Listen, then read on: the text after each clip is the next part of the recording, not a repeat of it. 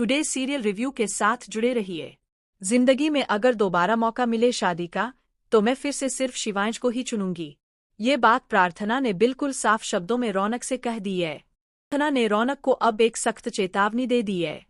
वो कहती है, अगर इस बार तुमने फिर से शिवांश की जिंदगी में दखल देने की कोशिश की, तो अंजाम अच्छा नहीं होगा। अब प्रार्थना गुस्से में है। उसके लहजे में सख्ती भी है और इरादे में दृढ़ता भी। वो साफ करती है, अगर मुझे अगला जन्म भी मिला, तो भी मैं सिर्फ शिवांश से ही शादी करूंगी।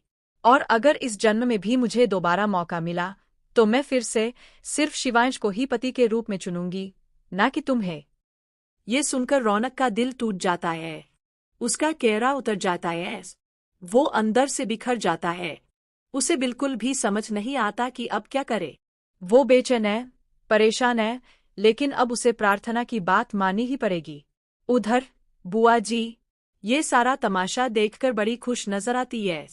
उन्हें लगता है कि रौनक और प्रार्थना के बीच की ये लड़ाई किसी अच्छे मोड़ की तरफ इशारा कर रही है। बुआ जी सोनालिका से कहती है, तुम इतना परेशान क्यों हो रही हो? अगर रौनक और प्रार्थना आपस में लड़ रहे हैं, तो इसका मतलब है कि कुछ अच्छा ही होगा।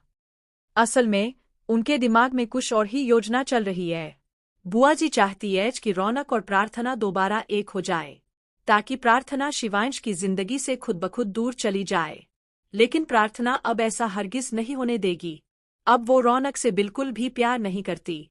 उसकी दुनिया, उसका प्यार अब सिर्फ शिवांश है। जब से उसकी शादी शिवांश से हुई है, वो उसी से बंध चुकी है। अब वो उसी के साथ अपना जीवन बिताना चाहती है, हमेशा के लिए।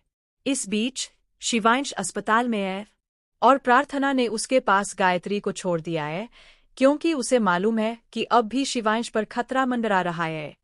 लेकिन फिर भी वो उसे छोड़कर जाती है, सिर्फ इसलिए ताकि रौनक से सीधे साफ बात कर सके और उसे अपनी जिंदगी से हमेशा के लिए बाहर कर सके। वो यही करती है, और इसी में है उसकी ताकत। बुआ जी अब और भी ज्यादा प्रसन्न है। वो सोनालिका से फिर कहती है, जो हो रहा है अच्छा ही हो रहा है, देखते रहो आगे क्या क्या होता है। लेकिन प्रार्थना अब बदल चुकी है। वो पूरी तरह से शिवांश के साथ है। उसका प्यार अब सच्चा है, मजबूत है और साफ है।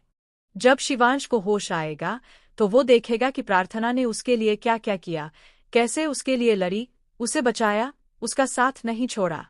यही सब देखकर धीरे धीरे शिवांश के दिल में भी प्रार्थना के लिए भावनाएं जागेंगी। वो भी उससे प्यार करने लगेगा। लेकिन कहानी यही खत्म नहीं होती। सोनालिका इस रिश्ते को पनपते हुए नहीं देख सकती। अब वो और रौनक मिलकर कोई नई चाल चलने वाले हैं। ऐसा लग रहा है कि ये दोनों शायद एक दूसरे से शादी करके प्रार्थना और शिवांश की जिंदगी में फिर से हलचल मचाना चाहे। अब देखना यह होगा, क्या प्रार्थना अपने फैसले पर अड़िग रहेगी? क्या शिवांश भी उसके प्यार को समझेगा? क्या रौनक और सोनालिका की चालें कामयाब होंगी? आप इस धमाकेदार मोड़ के लिए कितने उत्साहित हैं? हमें जरूर बताइए। टुडे सीरियल रिव्यू के साथ जुड़े रहिए।